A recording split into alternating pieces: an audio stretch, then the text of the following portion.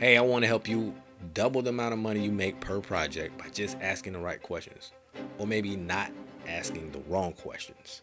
Either way, if you're in a service-based industry, you don't want to be paid by the hour, you don't be stuck not earning enough per project and ultimately being happy with what you do.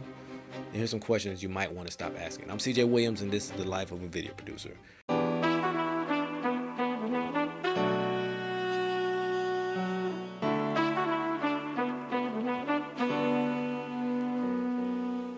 I say service-based business. I'm in a service-based business. I do videography, so a lot of this is, pre-production, helping people with scripts and planning shots and things like that, finding locations. Then there's the production, bringing all the lights, camera, and mics out.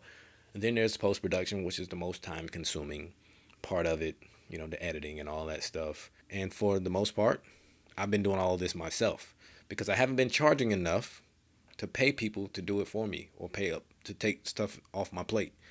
But that stops today. And it's going to stop today for you too. So here's a few questions you might want to avoid asking. There's a few examples, like I wrote down a few. Here's about 5 of them. You might want to avoid asking these. And these might work for other industries, whether you're in graphic design or if you are web design or maybe even consulting of some type. You know, um, these might help you as well. The whole goal here is to get the prospect or whoever we have on the phone, this discovery call, we want them to stop thinking about our efforts and putting a price on our efforts and what we are bringing to the project. We want to focus on what the project is going to do for them, their potential revenue. A lot of these questions, we just adding more things for them to think about, more math equations, and now they start thinking about other things that they shouldn't be. Again, we want them to focus on the potential return on investment. So here are a couple questions. These are just examples, and a lot of these stuff I would ask, like I normally ask people.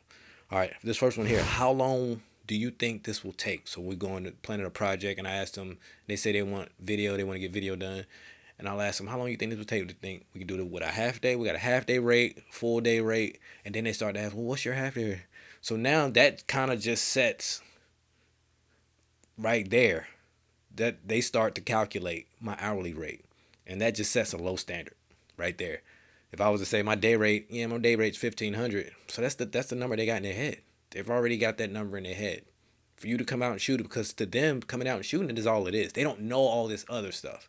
All they know is coming out and shooting this project, setting up your cameras, hitting record. To them, that's it.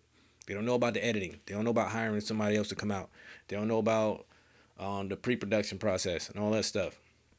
They don't know about that. So you ask them, if you starting out with talking about your day rate, then you're probably starting out on the wrong foot. All right.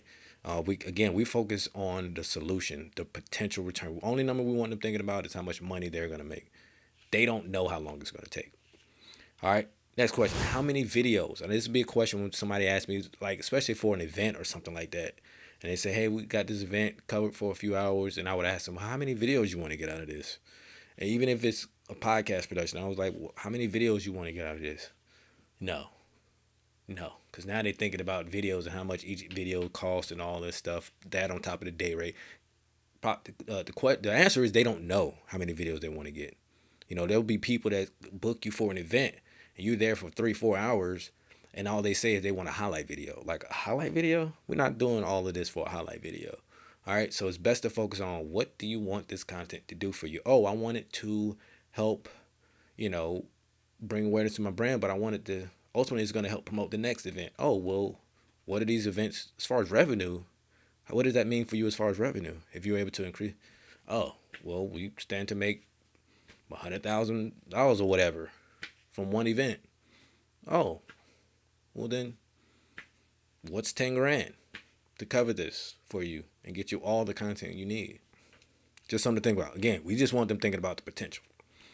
Another question I would ask people is, how many cameras do you want to use for this? Again, they don't know. They don't know. A lot of times people are watching TVs and interviews. They don't know if they're looking at one camera or two camera. How many cameras is being done with. They don't know. And they don't care. But by you putting that number in their head, now it's a thought. So now they're thinking, well, can we save money and do it with one camera? When really, you could probably charge them for two. But since you already got them for one, no, I'm going to say you could charge them for two. You could charge enough to cover the use of two cameras if you need to, but you may not need it. But you want to be able to charge enough to say, hey, yeah, I can pull out another camera and capture this. There's no problem. You want that. All right. So here's another one. This is number 4. How long do you want the videos to be? The answer is they don't know. They don't know the difference. They don't know. They probably thinking, oh, we can get this done in 1 minute, when really what they want to say is going to take 2 minutes. Or they might think that, oh man, this might take 3 minutes, when really they can get it done in just 1 minute. Either way, if it's getting the result that they want, they're not going to care how long it is. They don't care if it's 10 minutes. They don't care if it's 15 seconds. If it's getting the result, they don't care. They don't care how many cameras it took. They don't care how many videos. They don't care how many hours you had to put into it. They don't care. And they don't know. You're the one who knows. Oh, here's the last one. Are you going to prepare the script for this? So they might want to plan some scripted content or whatever. And then I'll ask them, are they going to do it? So now I'm giving them something else that they're going to have to worry about writing a script. Even though we can get it done for them, they got AI now. But you want to be able to charge enough to where you can get somebody, a human, to write this. These are just 5. Again, all of this stuff is going to be put in the proposal. So once you've landed on a number, and your proposal is basically the prescription. We're writing a prescription.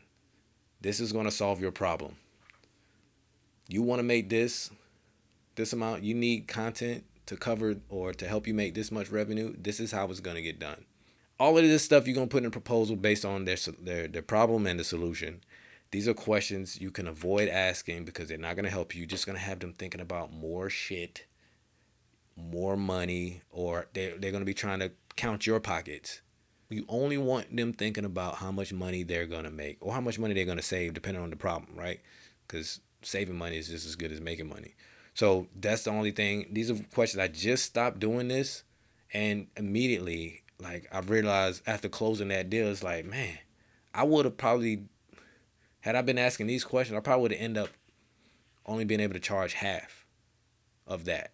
I was able to double what I would ask for. On top of that, asking for another component, a marketing component, which essentially tripled what I would have asked for. Like, it's crazy. This was just one of those moments for me. It's like, man, because you like making it less about yourself and making it about them and their problem, how you're gonna solve it, working together to solve that problem, and not making it about me. We're not gonna ask any questions about what it's gonna take from me. We're gonna focus on what this content is gonna do for you or them, the client. So that's just my take. I hope you guys enjoy it. I hope this helps. I look at myself at even just a month ago. Had I known this a month ago, it probably would have helped me. And you think you're asking the right questions to make you look like an expert. And, but asking these questions don't make you look like an expert. It makes you look like you don't know. And you're making them think about it. And you don't want them to think about it. So look out for that. Be sure to subscribe to the channel. I hope this helped. Life of a Video Producer. I'm CJ Williams. And I'll see you guys next time.